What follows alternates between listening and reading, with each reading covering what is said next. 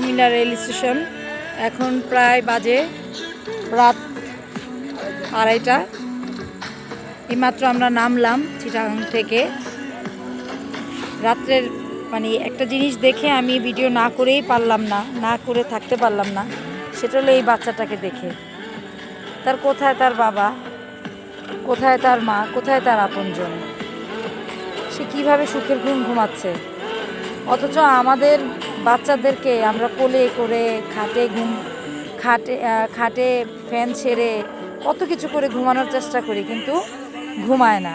রাত 1টা, 1:30, 2টা বেজে যায়, আর ওদের কোনো চিন্তা নেই, কি শান্তির ঘুম ঘুমাচ্ছে। পাশে যদিও গান চলতেছে, সম্ভবত ওরা কিছু যাত্রী, ওরা কোথাও যাবে। আজ এই পর্যন্তই। আল্লাহ।